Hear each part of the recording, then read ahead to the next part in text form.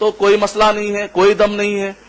تو عام طور پہ مشہور ہے کہ دم ہے, لہذا صحیح حدیثوں میں تو ایسا کوئی بھی آپ کو حدیث نہیں ملے اس کے اندر یہ بتایا گیا کہ ترتیب کے ساتھ ہی کرنا واجب, لہذا جو بھی آپ کو موقع ملے آپ کر سکتے ہیں.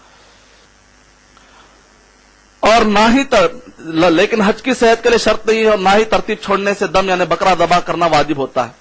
18 پوائنٹ, جمرہ عقبہ کی رمی کنکریاں مارنے کے بعد قربانی کرنا اور اس سے کچھ پکا کر کھانا. جو قربانی آپ دیتے ہو کھا بھی سکتے ہیں. یاد رہے کہ حج افراد والوں پر قربانی کرنا واجب نہیں. جو ہم تو حج تمتع کر رہے ہیں یہاں پر ہندوستان جانے والے, حج افراد ایک اور قسم ہے, اس کے میں قربانی نہیں ہے. قربانی کے بعد حلق, سر منڈوانا یا تقصیر یعنی کٹنگ کروانا, سارے سر کے بال کٹوانا. یہاں پر بال لوگ کیا کرتے ہیں, تھوڑے در سے لیتے ہیں, تھوڑے در سے, تھوڑے در سے.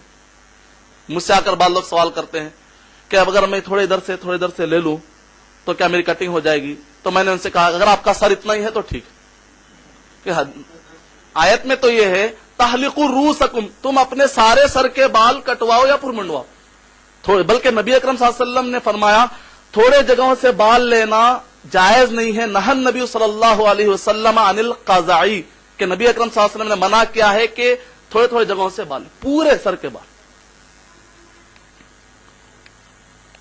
جمرہ عقبہ کی رمی کنکریاں مارنے کے بعد قربانی کرنا اور اس سے کچھ پکا کر کھانا. 19واں پوائنٹ, قربانی کے بعد حلق, سر منڈوانا یا تقصیر, سارے سر کے بال کٹوانا, احرام کی چادریں اتار کر عام لباس پہننا. سر منڈوانا افضل ہے, یعنی آپ جیسے کنکریاں مارے اس کے بعد آپ احرام اتار کر عام لباس پہن سکتے ہیں.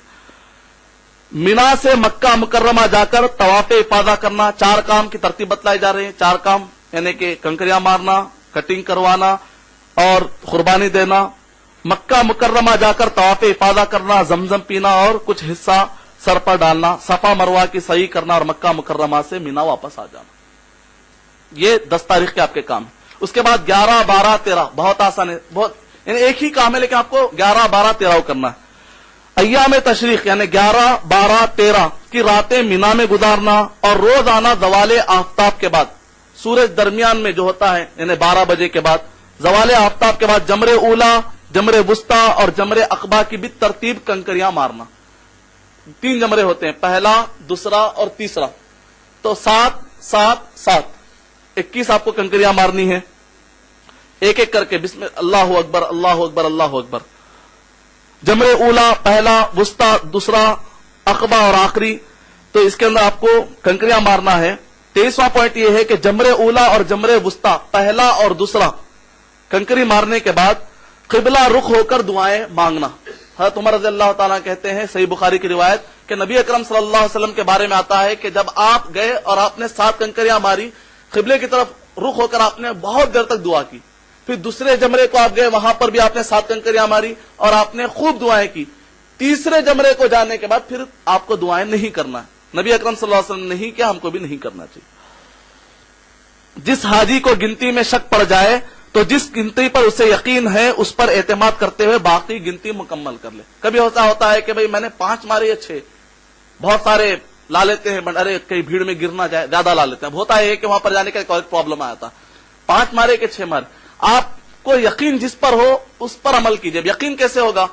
کم پر یقین ہوگا. مثال کے طور پر 5 مارا یا 6 مارا, تو کم پہ آ جائیے, آپ کو یقین ہو جائے گا 5 مارے, 5, اس کے بعد 5 مارے 6 اور 7. یہ طریقہ ہے آپ کے یقین کو لا لینے کا واپس. قیام مینا کے دوران ممکن ہو تو روزانہ طواف کرنا. اگر ممکن ہو سکے, مشکل تو ہے بہت زیادہ, لیکن اگر کسی لیے ممکن ہو تو مینا سے مکہ جا کر طواف کریں تو بہتر ہے. مسجد خیف میں باجماعت نماز ادا کرنا, بکثرت تحلیل و تکبیر, حمد و ثنا, توبہ, استغفار اور دعائیں مانگنا. اپنے ٹینٹ میں بھی رہ کر نمازیں پڑھ سکتے ہیں. 12 ذی الحجہ کو مینا سے واپس آنا ہو تو, اب 11 اور 12 تاریخ آپ کی گزر گئی, 13 کو اگر آپ رہنا نہیں چاہتے ہیں تو آپ کو یہ کرنا ہے کہ سورج غروب ہونے سے پہلے آپ کو مینا چھوڑ دینا, سورج غروب ہونے سے پہلے. تو ایسے وقت پر آپ 13 کو اگر نہیں رہیں گے تو آپ کو کوئی مسئلہ نہیں ہے. لیکن اگر آپ نکل رہے ہیں یہاں تک کہ سورج غروب ہو گیا 12 تاریخ کو, تو ایسے وقت پہ 13 کو آپ کو پھر رہنا ہی پڑا, کمپلسری. نہیں رہیں گے تو پھر ایک دم دینا پڑے گا, یعنی کہ بکرا ذبح کرنا پڑے گا, کفارہ دینا پڑے گا. 12 ذی الحجہ کو مینا سے واپس آنا ہو تو غروب آفتاب سے قبل مینا سے نکلنا. मिना से निकलने से पहले अगर सूरज गुरूब हो जाए तो फिर 13 जिलहिज्जा को जवाल के बाद रमी कंकरियां करने के बाद मिना से वापस आना चाहिए। अगर गुरूब हो जाए तो फिर 13 को रहकर कंकरियां मारेंगे आप, 7 7 7 21 मार कर ही निकलेंगे। 26वां पॉइंट, मक्का मुअज्जमा पहुंचकर घर रुखसत होने से कबल तवाफे वदा करना। जब भी आप जाएंगे, 1 महीने के बाद जाइए, 2 महीने के बाद जाइए, जब भी आप वापस जाएंगे तो एक तवाफ करना पड़ेगा, वो वाजिब है, जिसको तवाफे वदा कहते हैं, आखिरी अलविदाई तवाफ, ये करना पड़ेगा। अलबत्ता खवातीन के लिए अगर हैज या निफास या पीरियड की शक्ल हो तो उनके लिए वाजिब नहीं है, उनके लिए माफ है, अल्लाह सुब्हानहू व तआला तो छूट है। हज के कबूल होने के लिए मदीना जाना जरूरी नहीं है और शर्त नहीं है। हज कबूल होने के लिए अगर कोई ये समझे कि भाई मदीना भी जाना जरूरी है, तो ऐसी बात नहीं, कोई जरूरी नहीं है और शर्त नहीं। मैं तो इस बात पर जोर दूंगा कि हाजी मदीना तैयबा भी जाए, ताकि जो हज को जाए वो मदीना तैयबा की जियारत और वहां के अजर सवाब से भी महरूम ना रहे, और वहां के अजर सवाब को भी लूटने की कोशिश करनी चाहिए। लेकिन जो लोग ये तसव्वुर करते हैं कि मदीना गए बगैर हज कबूल नहीं होता, ये ख्याल गलत और बिला दलील, क्योंकि जो हदीस सुनाई जाती है, जो भी मक्का है फिर मदीना ना इसका हज कबूल नहीं होता, मन गलत हदीस है, ऐसा कोई भी नहीं। अगर आप कोई हाजी जाता है मक्का जाकर लौट जाता है, जैसा कि हम देखते हैं कि 9 हिजरी में जब अबू बकर सिद्दीक रज़ियल्लाहु ताला अन्हु का काफिला गया था हज के लिए, तो ऐसा तारीख में सबूत नहीं मिलता कि वो लोग मक्का में हज करने के बाद पूरे के पूरे सहाबा फिर मदीना आए, इसका कोई सबूत नहीं। 10 में भी खुद नबी अकरम सल्लल्लाहु अलैहि वसल्लम ने भी आपने हज अदा किया, उसका नबी अकरम सल्लल्लाहु अलैहि वसल्लम ने फरमाया कि जाओ मेरे पैगाम को पहुंचा दो, सहाबा वहीं से निकल गए। किसी के बारे में नहीं कि मदीना आए थे फिर वो अपने काम पर गए। तो इसीलिए अपनी तरफ से ये कहना कि मदीना भी जाना जरूरी है, इसकी कोई दलील नहीं है। कोई अगर जाता है मक्का जाकर हज अदा करके आता है तो अल्हम्दुलिल्लाह उसका हज अदा हो जाएगा। ये है हज। मदीना मुनव्वरा का मुबारक सफर, वहां पर आपको 5 काम करने हैं। अगर आप 5 काम कर लेंगे तो आपको काफी फायदा आप उठा सकते हैं, सवाब कमा सकते हैं। हाजी अगर मदीना मुनव्वरा की तरफ सफर करना चाहे तो मस्जिद नबवी की जियारत की नियत करे। मैं नबी अकरम सल्लल्लाहु अलैहि वसल्लम के खबरे शरीफ को जा रहा हूं, ये नियत नहीं करनी चाहिए, बल्कि मस्जिद नबवी को जा रहा हूं, ये नियत करनी चाहिए। उसके लिए दर्जे झेल जियारतें मशरू है, 5 काम जायज है उसके लिए, जो मशरू है ना शरीयत वाले। बाकी क्या आप तारीखी एतबार से कुछ चीजें देखना चाहते हैं, वहां मदीना यूनिवर्सिटी देखिए आप, और क़िबलतैन जो भी मशहूर जगह देखना, तारीखी एतबार से आप देख सकते हैं, लेकिन उसको शरीयत या अजर और सवाब बनाते हैं 5 के अलावा किसी और की जगह पे सफर करना अजर और सवाब की नीयत से जायज नहीं है।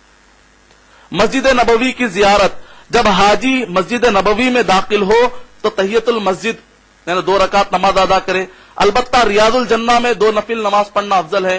नबी अकरम सल्लल्लाहु अलैहि वसल्लम ने फरमाया, मेरे घर और मिंबर के दरमियान जो जगह है उसको रौज़तुम मिन रियाजिल जन्ना, जन्नत के बागों में से एक बाग है। हज़रत इमाम मालिक रहमतुल्लाह अलैह ने फरमाया, उनका यहां तक भी फतवा है कि चूंकि जन्नत की जमीन है, पूरी दुनिया में अगर कोई अफजल तरीन मकाम है तो ये है, उसके बाद काबा है। ये हजरत इमाम मालिक रहमतुल्लाह अलैह का फतवा है। तो इस लिहाज से ये बहुत ही बेहतरीन जगह है। यहां पर अगर आप मौका मिले, कई लोग 1-1 घंटा 2-2 घंटा कुरान मजीद की तिलावत करते हैं, 2 रकात नमाज पढ़ें, 2 रकात नफिल पढ़ें और वहां से दूसरों उठ जाए ताकि दूसरों को भी मौका मिले। दूसरा है कब्र रसूल सल्लल्लाहु अलैहि वसल्लम की जियारत। हाजी आप सल्लल्लाहु अलैहि वसल्लम की खबरे मुबारक के पास जाए, इंतहाई अदब। यहां पर और एक चीज बताता हूं मैं आपको, मस्जिद नबी के कुल 40 गेट है, अंदर दरवाजे। तो जो पहला दरवाजा बाब नंबर 1 जिसको बाबुस सलाम कहते हैं, वहां से दाखिल होना सुन्नत है। आप कहीं से और भी दाखिल होते हैं तो जायज है, लेकिन सुन्नत यह है कि आप बाब नंबर 1 से बाबुस सलाम से दाखिल हों। हाजी आप सल्लल्लाहु अलैहि वसल्लम की खबर मुबारक के पास जाए, इंतहाई अदब और एहतराम के साथ धीमी आवाज में सलाम कहे और दरूद पढ़े। दरूद लकी, दरूद ताज नहीं, अल्लाहुम्मा सल्ली अला दरूद इब्राहिमी जो नमाज में है वो। फिर अबू बकर सिद्दीक रज़ियल्लाहु ताला अन्हु और हजरत उमर फारूक रज़ियल्लाहु ताला अन्हु को भी सलाम कहे। बकीउल गरकद की जियारत, ये मदीना मुनव्वरा का कब्रस्तान है। हाजी वहां जाए, सहाबा इकराम रज़ियल्लाहु अन्हुम अजमईन और तमाम मोमिनीन के लिए इस्तिग़फ़ार और बुलंद दर्जात की दुआ करे। अलबत्ता कब्रस्तान में दाखिल होते वक्त ये दुआ पढ़ना मुस्तहब है, अस्सलामु अलैकुम अहलद दियार, ए खबर वालों तुम पर अल्लाह की सलामती हो। जाकर हम दे रहे हैं, देखिए उनसे नहीं ले रहे, तुम पर सलामती हो अल्लाह सुब्हानहू तआला की, मिनल मुमिनीना वल मुस्लिमीना, मोमिनों में से, मुसलमानों में से, व इन्ना इंशाअल्लाहु बिकुम ललाहिकुन, बहुत जल्द हम भी तुम्हारे पास आने वाले हैं। नसअलुल्लाह लना व लकुमुल आफिया, हम अल्लाह सुब्हानहू तआला से दुआ करते हैं कि हमें आफियत अता करे और तुम्हें भी आफियत दे। चौथा काम यह है शोहदाए ओहद, जब आप ओहद को जाते, जैसा कि मैंने कहा कि कई लोग गारे सौर, गारे हिरा, हर जगह पर जाने की कोशिश करते हैं, ऐसे कोई सुन्नत या कोई जरूरी चीज नहीं है। और जहां कहीं भी मशहूर कोई चीज दिखती है 2 रकात नमाज पढ़ते हैं, ओहद के पास भी जाकर 2 रकात नमाज पढ़ते हैं, तो वहां पर नमाज मत पढ़िए, मस्जिद बनाई गई वहां पर जाकर पढ़ सकते हैं, वहां पर कपड़े खराब हो जाएंगे। शोहदाए ओहद की जियारत, हाजी शोहदाए ओहद की खबरों के पास जाए और उनके दर्जात की बुलंदी के लिए दुआ करे। यहां भी बकीउल गरकद, कब्रस्तान वाली दुआ ने ऊपर जो दुआ बताई गई वही दुआ यहां पर पढ़ सकते हैं आप। 5वां मस्जिद कुबा की जियारत, हाजी